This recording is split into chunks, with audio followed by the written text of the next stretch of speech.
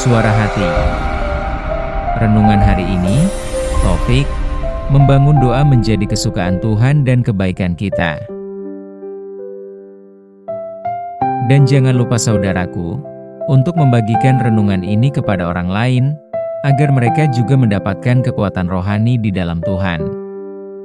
Kiranya saudara diberkati oleh Tuhan kita.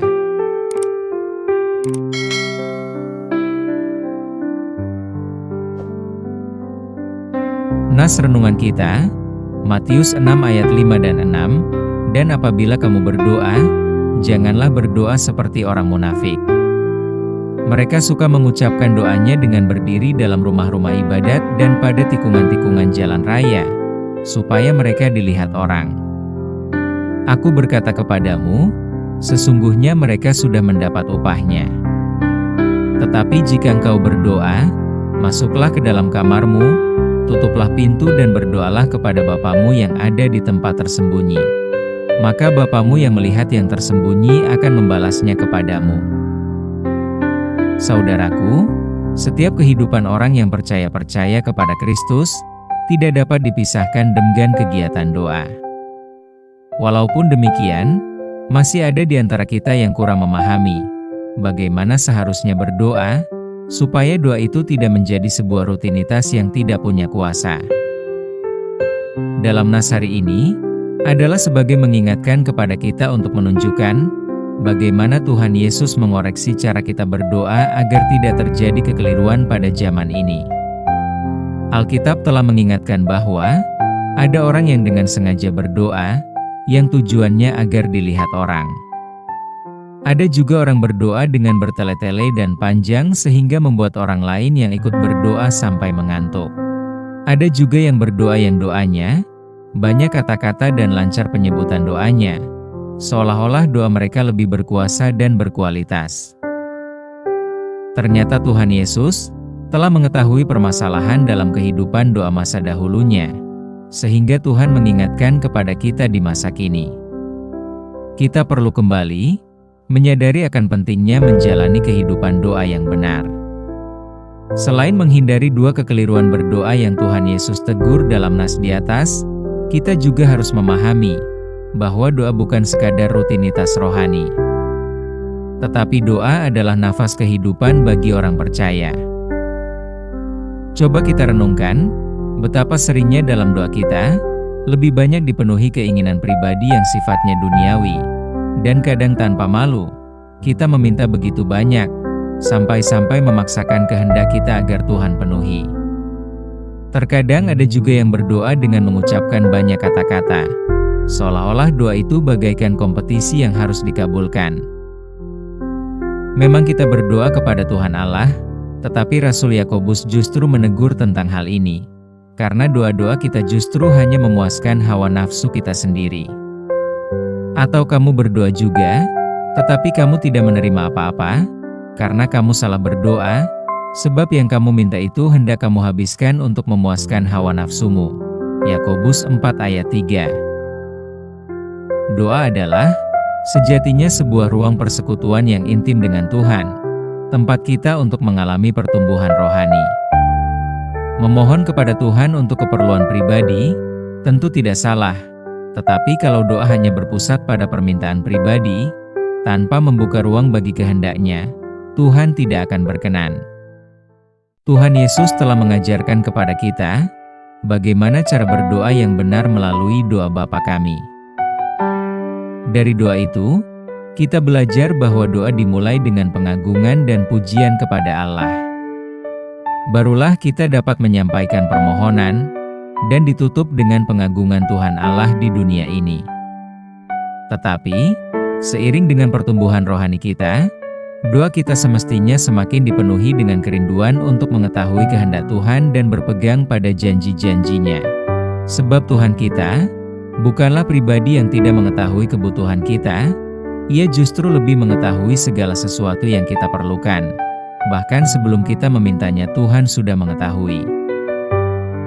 Sebab Tuhan kita bukanlah pribadi yang tidak mengetahui kebutuhan kita, Ia justru lebih mengetahui segala sesuatu yang kita perlukan. Bahkan sebelum kita memintanya, Tuhan sudah mengetahui. Kiranya setiap doa yang kita panjatkan bukan hanya membawa permohonan, tetapi juga penyerahan diri kepada kehendak-Nya. Amin. Topik doa kita hari ini, yaitu kepada anak-anak kita yang belum dapat berdoa. Salam sejahtera saudaraku, Tuhan Yesus memberkati kita.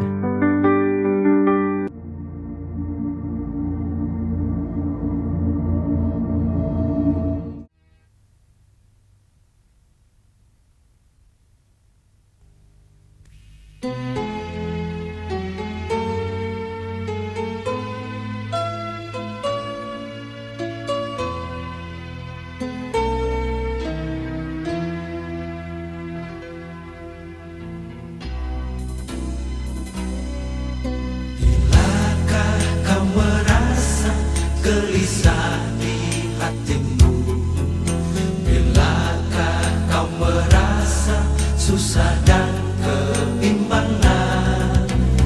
Tinggalkan semua dan berpaling padanya, yang mau mendengarkan doamu.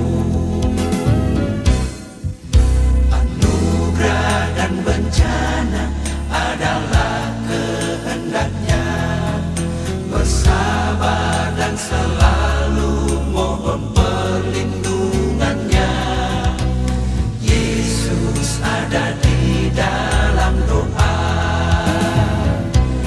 Datanglah, datang saja pada Yesus. Dia menghapuskan semua resah dan gelisah.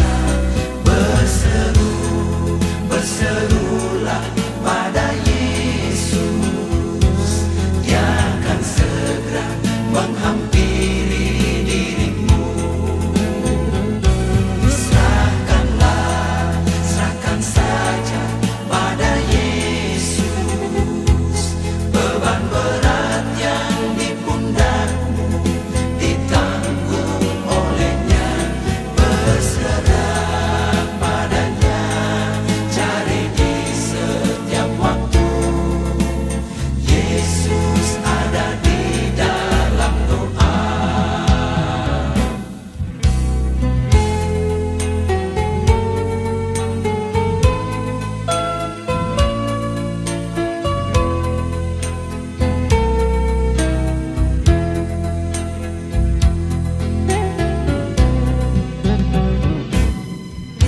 Anugerah dan bencana adalah kehendaknya, bersabar dan selalu mohon perlindungannya. Yesus ada di dalam doa.